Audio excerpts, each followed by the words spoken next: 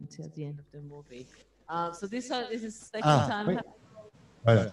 So thank you. Okay. Ask us. Vous y êtes à nouveau. Voilà. So Betty, thank you for this first reaction. So your first reaction was to cry. I just wanted to say thank you so much for this. Can you hear me? Yeah, now I can. If you Beautiful. And I try think to speak very close to the microphone because it's not so loud. I mean, it's not just. I'll be really loud, and I know we have masks. Thanks so much. I'm sorry.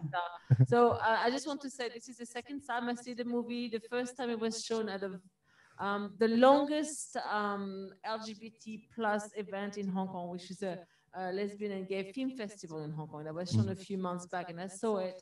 And after five minutes, I cried, and then I cried the entire time, and I cried this time as well. So it's an incredibly touching movie, and it's beautiful on every front. So thank you very much for the movie. So that's my first thing. So I'm sorry that I made you cry. Twice. So Filippo, can you tell us what is the first idea? What is the origin of because it's your first movie, what is the origin of the script? And I heard also that it was difficult for you the 5 years before the shooting was a little difficult for financials. So can you explain to us why it was so difficult for you? Sure. Well, yeah, the very first idea of the movie, I mean, the idea of making this kind of film, of telling this kind of story, comes from the fact that in the year of my formation, in my teenage year, I had very close to me two people that were very important for me because they passed on to me the passion for cinema at that time. And they went through, especially one of them went through very difficult time, very difficult situation. And at that time I was really struck by it. And even though the story of the film is invented, we made it up with my co-writer. Yeah, well, this was this idea of kind of a gesture of giving something back to them, this gift of passion for cinema. So kind of an homage to their life. And after that it was so for that was the very first idea, and then we've been working with Marisol Bovorasmi, with my co-writer, for 5 years to write the story. And those 5 years, I mean, the film took probably since the very beginning of the writing was in April 2013, so it's a long way back, and that was difficult because I guess we were adding one problem to another, financing wise. First feature, and you know, a lesbian love story with aging women, with sickness in it. And so, you know, every layer was making things more difficult. And to be honest, the thing that got us more problem to, you know, when we were speaking with financer and so on, was the age of the characters, which was really not considered so catchy to the audience. But you know, I couldn't make the picture with the different characters' age because it wouldn't have any sense. The point was exactly to make this, you know, it's about providing and making up representation that are lacking. So if you know, it wouldn't have any sense. Congratulations, because you managed to create a very original movie, and congratulations for your perseverance. Betty and Amy, do you think that the coming, because the movie is about coming out, the difficulties of coming out to the downward generation to the children, to the family? Do you think in Hong Kong also, according to your knowledge of the situation, it's still very difficult, or is it taboo? What is your opinion about this? From the picture, the cultural differences. You're here, okay, Filippo? Pretty much. If you're allowed, it's better. Thanks so much. Okay. I think from the movie, there's also a cultural difference in terms of acceptance, appearance, and coming up to items. And I think in Asia, I think most Asians here, they will agree that think in general, the culture here is they don't ask, they don't tell. And I would say it would be the same around the world in terms of the downward side of the generation, how they inhabit. There is no straight A line about how accepting or not accepting, whether whichever generation you are, because everyone is different. Some family, maybe they are much more open and accepting, but some may not. But then some again, you know, it could be the opposite reaction in that way that you may think that younger generation over time, over the learning experiences and their socialization with different people in the society, you might think that they are more open, but you'll be surprised that actually sometimes it's the other way around. It could be the younger generation that is much more maybe conservative. So there is no definitive answer to it, but I would say, you know, this is what's happening in Asia, but also, if I may say so. Betty, I just wanted to add something, and I'm sure if you can hear me, there is a wonderful local movie that has received a lot of awards. Locally, it's called Tuk Tuk, but actually, I think there's another title in French. It's Un printemps à Hong Kong, and in English, it's Twilight Kiss. Okay, have you heard? I didn't see it. No, I didn't see it.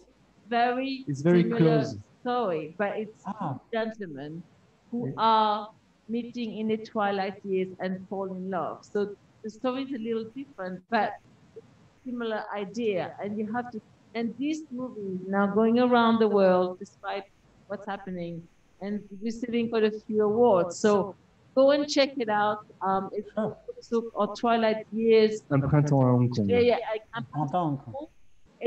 It's just such an interesting that it's during this time of uncertainty that we are seeing work of art that actually looking at the older generation and what they're actually leaving to us. So I look forward. Yes, what is your opinion also about this difficulty of coming out for the downward generation? I agree completely to what has been said.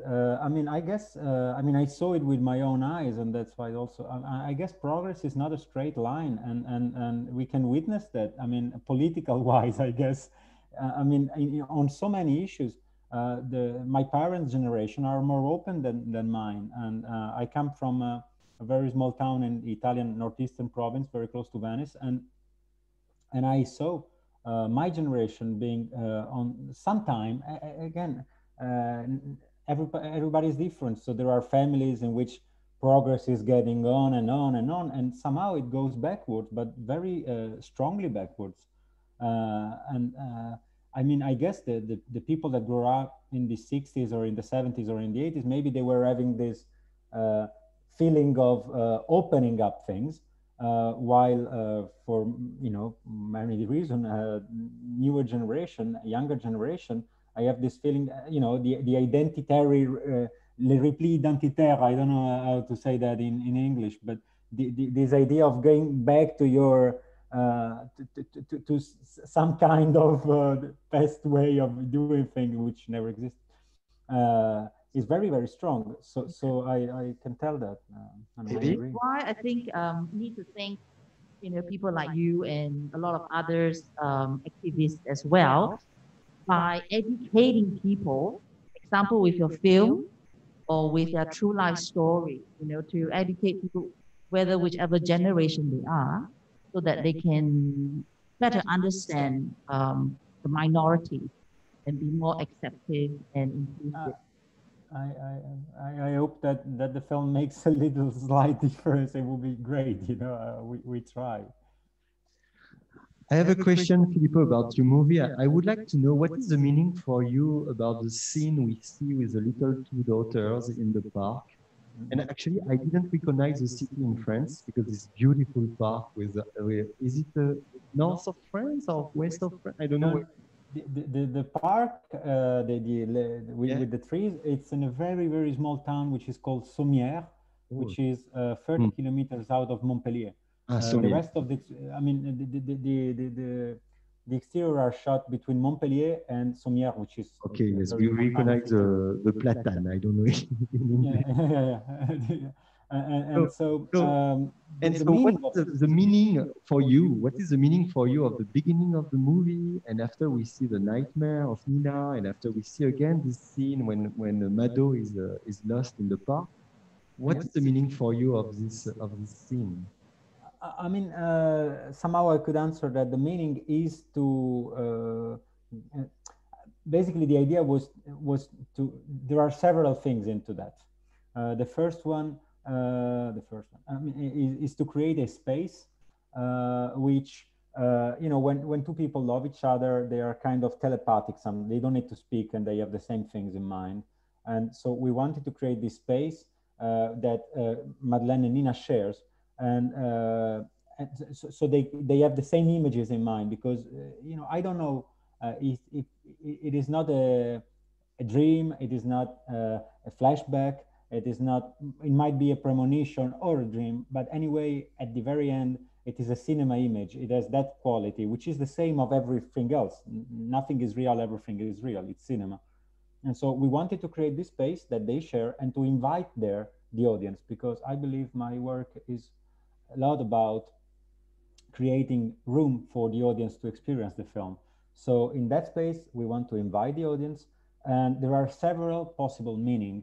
But while shooting that, I wanted to make sure with my DOP that everything stays ambiguous, because it can be several different things: a metaphor, a premonition, a dream. But for, you know, it's, if I can detail it, like, but it's less interesting. You know, of course, it is a premonition of separation, maybe. It is a story of things unsaid, so being under the surface of the water, one of the little girl loses her voice, like Madeleine will do, and so on. But again, I could answer that the meaning of that is that the audience, 2 hours after the screening, is still thinking about it. Then we'll be very happy, because I want the audience to be active. So I need to leave some room for the audience in the picture, so that they can gather their own emotion, their own feeling, their own ideas about it. And whatever comes, I mean, if somebody in the audience have a completely different idea of that's fine. You know, the film is not mine. So okay, thank you. Is there any question in the audience, or do I keep on? Oh, Evie, yes, a question for Filippo. Yeah. So first of all, you are a very young man, and then you're a very young man, and you chosen you know, senior casting, which is excellent acting. Well done on that. And I'm also not that young anyway. But so what are your challenges in terms of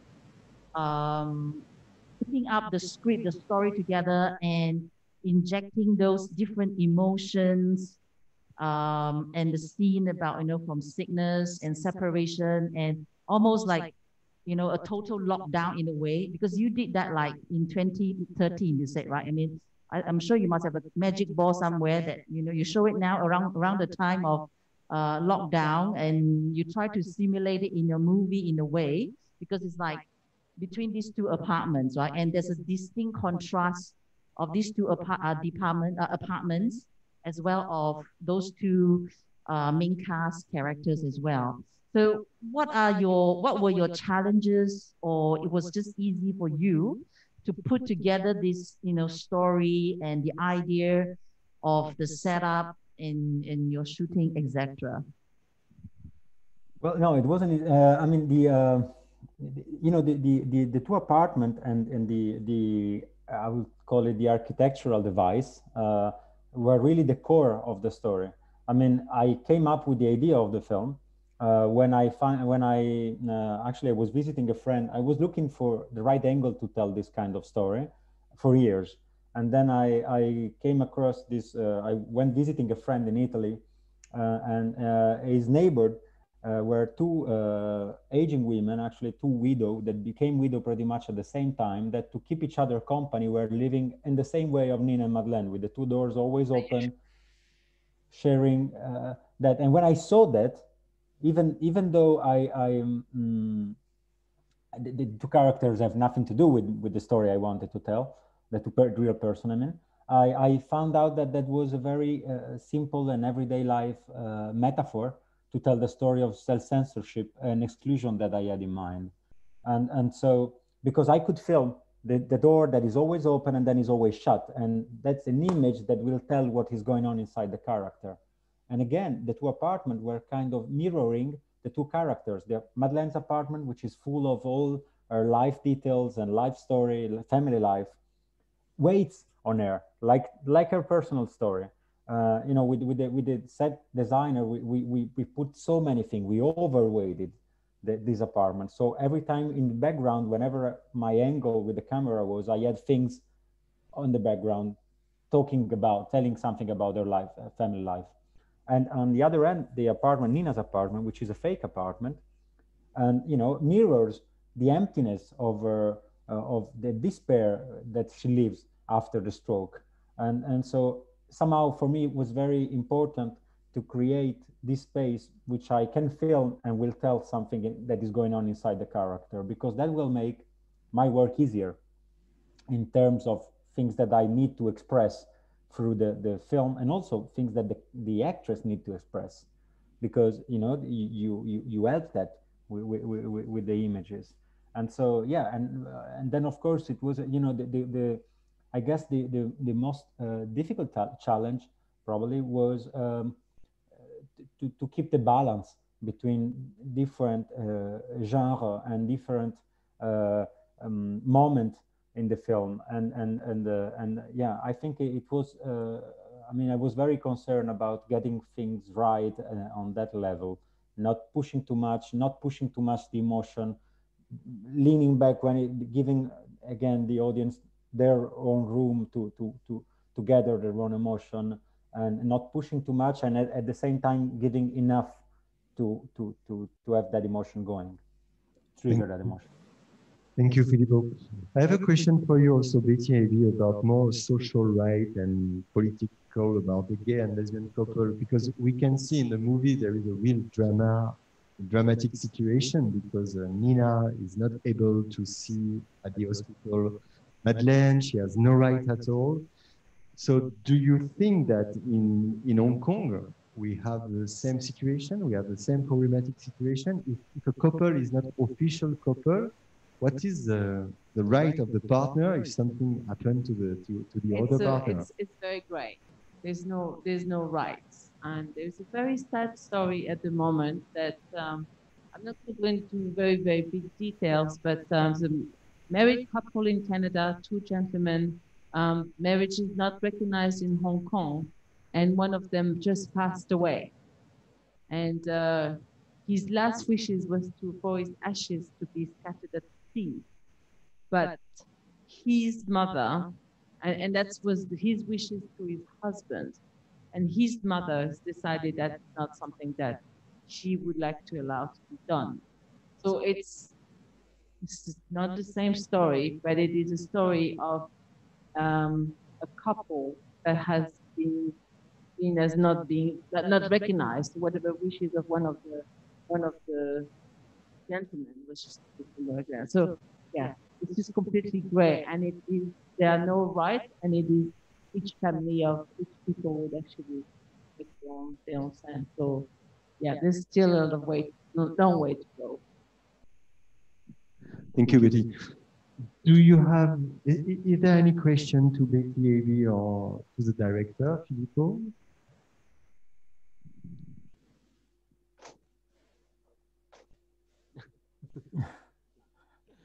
Getting into frame. Yes. First of all, thank you very much for the movie. I felt sad, happy, stressed, angry. I had a journey of all these emotions through the movie. So thank you very much for making us to feel all these emotions. But I see a big empathy in the movie from a filmmaker eyes about how this secret love, all the coming out. There's a lot of empathy. So, well, you are not a age senior lesbian or gay person, as I can see. So, whether is it? It's not a person? No, no, not all the lesbian or gay person. He is still young. So, how did this empathy comes from? How did you manage to capture all these feelings? You know, I love the way the characters I'm talking about, I'm creating, and I guess empathy is the central thing of my work. I mean, for us all, not just because you're a filmmaker, I guess, but in what I do, I wouldn't do that without empathy. I guess that's the first trigger in wanting to create things. It's about sharing your emotion with other people, and I don't think you can want to do it. So, I mean, at least to me, without empathy, I want to get close to my fellow humans, something like this, I guess. So, and then also I love the characters, because I think it's very important to love your characters even when they do bad things. I mean, even if you write a thriller, and I think it's important to be into your characters. And as I said before, I also had a personal link towards it, which I have very dear people that went through some kind of similar situation, and so yeah, I also think about those particular people when I'm making a film. But anyway, even without that, empathy is, I guess, the first my first duty as a director, I think. May I follow? So I just have a similar question, but I am your perfect audience. I am an aging lesbian. I am, and it's just like it would be like the worst nightmare to have your relationship not recognized. I have a question. I mean, when I saw the movie, I thought, yes, the couple is a lesbian couple, but I think for me it wasn't the first thing. It was just a secret love that wasn't recognized. And I think what was actually more important for me was the fact that you're a woman. And your movie is it's just mostly women, so it's a very feminist movie. And for young men, I think this is wonderful. And have anybody actually told you this? Is how wonderful actually women have an aging woman, and we're talking about sexuality, aging woman sexuality. I mean, this is as you mentioned at the beginning. So I thank you for that. I think that's great. But have this been actually explored quite a bit? Thanks, first of all, and then it was a concern that I had at the beginning. I remember writing the note d'intention to finance the film. I was starting with this. You may wonder why a man of my age would do a film, and again, it is about empathy. It is about kind of representation that are lacking, and I feel as a filmmaker the responsibility to do that, because we cannot. And my first goal, really, and with my co-writer, we talked for years about it, was if at the end of the film, the audience forget the age and the sexual orientation of the character, then we succeed, because that's the point. I'm not an aging woman, lesbian woman, but still I can feel that, because I'm a human being, so we are all the same. And so, and that was the point of the film. I mean, how do we get that to be universal? And so it was a real concern. Yeah, and I somehow, I had the very first screening. I remember I was kind of worried. Sometimes there are that on the feminist side, people would not like the fact that I'm a man, and so on. But then, to be honest, I never had any difficult conversation about it, and I think that's because I mean, we're really concerned about being truthful and rightful to the character, but also the only tool that I had to avoid those kind of problem, for me, was my love for and the passion for what we do and for the characters and for the story we tell. Yeah, so that was key. And yeah, I think it's you know, it's useless to complain about their as a person about their representation and everything that we suffer out of, if I don't, as a filmmaker, if I don't do anything about it. And also the film is about, you know, self-censorship and your own gaze on yourself, and that is something that everybody can relate to, because, you know, there are so many different forms of that kind of censorship, self-censorship, which can deal with your sexual orientation, but also with what you do in life, or what you know. There are so many things that family and society have taught us to do, and wrong or right, and then, you know, family, society, they build up this gaze on yourself, and then you can shut the door and society won't see you no more, but you cannot shut your own eyes on yourself, and that is something that we all deal with. And I'm going to add something. Sorry, I have a microphone. I'll never stop.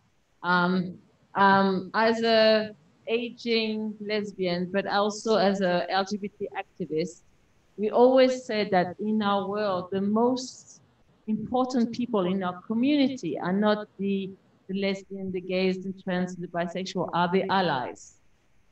And I think, and because people outside our community that support us is actually the most important members of the world and the community. So thank you for that. You're very, very welcome.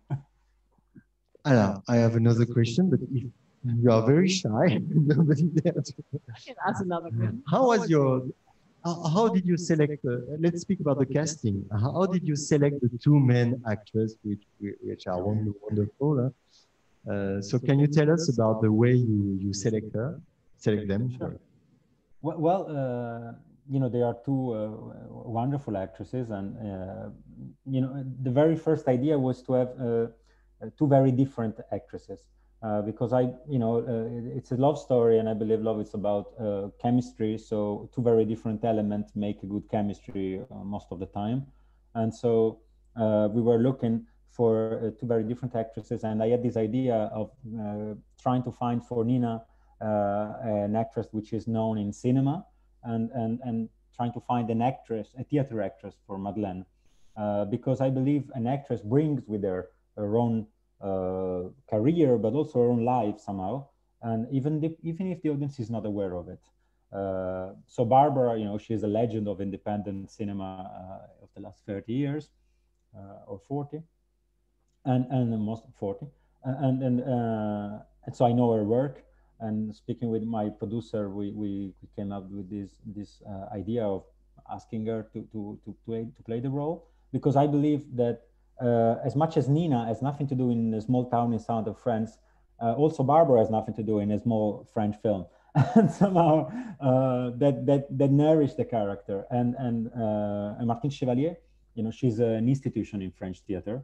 With La Comédie Française, but she haven't done much cinema. So I had this idea that she can melt better into Madeleine Girard, coming out of the small French town.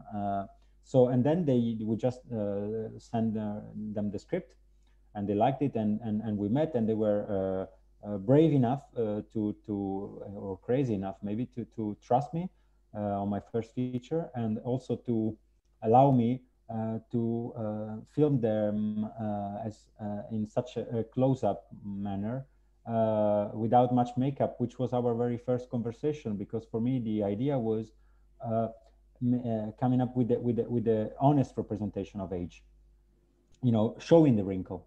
I didn't want an actress which had plastic surgery of anything, any kind, because it makes no sense to me. I mean, it wouldn't make sense for the idea of the film, which was giving honest representation of aging people and showing that at 70 years old with your wrinkle, you can still be beautiful. I mean, charming at least.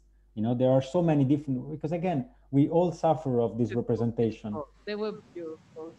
They are beautiful, but they are very charming. Even if you met them, I mean, in person, they are very charming, and that was the point. And so they were brave enough, and not many actresses, I guess, would allow a first-time feature filmmaker to do so. So I have to thank them for that.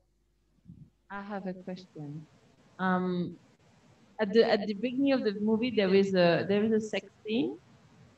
It's very short. Yeah. At the beginning of the movie, there's a sex scene. Yeah. Yeah, it's a little short. Was it planned to be having it longer, or was it just planned to always having it hiding as well? Part of the. Actually, I have the rest of the scene. No. I mean, it goes a little. I mean, it wasn't planned, but you know, when you shoot, you just want to see what happens, and I mean, you just want to create the right situation and see how far it goes. But it didn't. But in my opinion, you don't need to show to make people feel, and one of the key thing for me is the expressive economy. So how do I make the most with the least? And so basically every time, in every scene in the film, that's always the idea. Then sometimes we succeed, sometimes we don't. But to cut it out, to get out of the scene as soon as possible. I mean, as soon as you reach the feeling and the emotion you want to convey, get out of it, because this way the emotion will live on in the next scene. If you exploit this kind of emotion till the very end, then you don't have anything left for the rest. And so that was the point, and yeah, that was the point. I have another quick question. Sorry, I told you my question. Have you had any homophobic comments against your movie, or any? You know, it depends by the country. Yeah, there were there was a festival in Russia where the film was the opening film of the festival, and it was shut down by the police in St. Petersburg, like 3 or 4 months ago. And it's funny, it's funny, not funny at all, but I mean, I was having this kind of Q&A in a Russian festival again a few months ago, and I, you know, when it's not like this, but everything is virtual, and you see the messages, you know, coming up in the chat, and while I was talking, there were a few insults and things, which was a strange experience, and you know, like in Eastern Europe, basically, I know in Poland they had to change the poster of the film because two women in front of each other, not so cool. So they they did a kind of arty image, which I really, you know. I mean, I've asked, why are you doing this? And they explained we had problems. I said, okay, whatever you do, what you feel, it's right. But yeah, but then, to be honest, in France, they told me that, Madam, I don't read anything about the film. You know, I don't read much. I don't, you know, watch so much of it. But they told me that when, you know, at some point there were, you know, articles about we got some award or the César or the candidate for the Oscar, etc. And the comments on the article, there were sometime they told me, but I didn't see it, homophobic, or, you know, but it's, you know, internet, you know, whatever, I guess. No, it's yeah, it's the way it is. And but on a personal level, I was traveling for the film for 6 months before the pandemic, and I did a lot of screening, probably 80 or something, in different countries, and I never read anything. Okay, thanks for the movie and also the Q&A session. But there is one thing I couldn't really understand. It's the beginning, the very beginning, that the little girl was missing. Did she fall into the river? And what does that scene mean for the whole movie?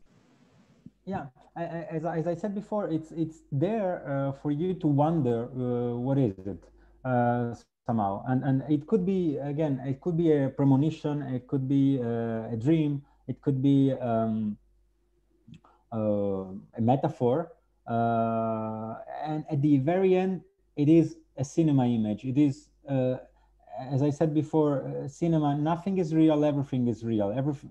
So it has that. It is an image that I give the audience as much as I give the rest of the images, and you make what you want with it. Then I have my own 4 or 5 possibilities, but I still don't know what I like best as an option.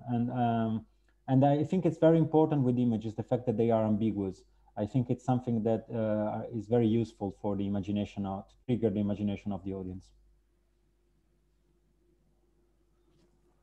Okay, thank you. Do we have a last question? So thank you, Filippo, because you took 1 hour off with us. Thank you very much for this. So I would like again to congratulate you and all my best for Oscar. Thanks so much. And thank you. And I hope you will have a new project with a lot of new ideas. And I hope I will be able to come to Hong Kong one day. That's. Yes, of course. You will be welcome. Thank you. So Thanks so much. So thank you. We can switch. Bye-bye. Bye-bye. Bye-bye. Bonne journée. Bonne journée. Bonne soirée à vous. Merci. Have a nice day. Take care. Merci. So thank you very much for tonight. And we have Wednesday, we have a last screening and with an event about photojournalism and AFP. Agence France Presse will be there about the movie Camille. Voilà. Camille. So thank you, Betty, Abby, for this Q&A.